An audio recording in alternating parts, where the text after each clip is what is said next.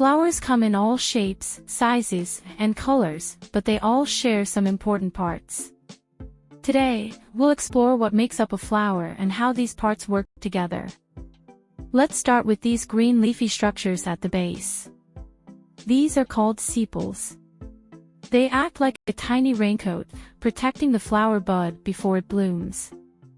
Once the flower is ready to show off, the sepals peel back, revealing the colorful petals inside. These beautiful parts are called petals.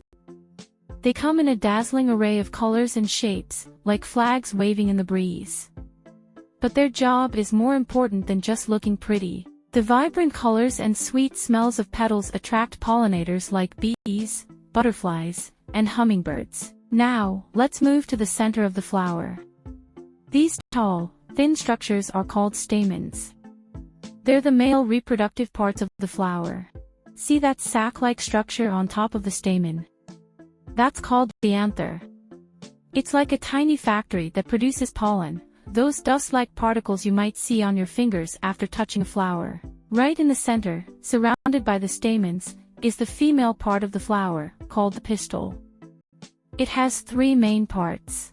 The stigma, that sticky tip at the top, is like a landing pad for pollen grains. The style is a thin tube that supports the stigma. And finally, the ovary is the base of the pistil.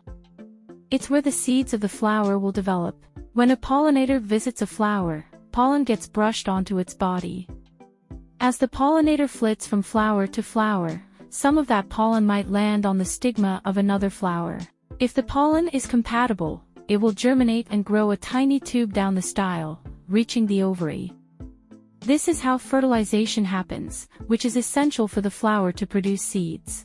After fertilization, the flower will start to transform. The petals may wilt, and the ovary will swell up to become a fruit, containing the seeds that will grow into new plants.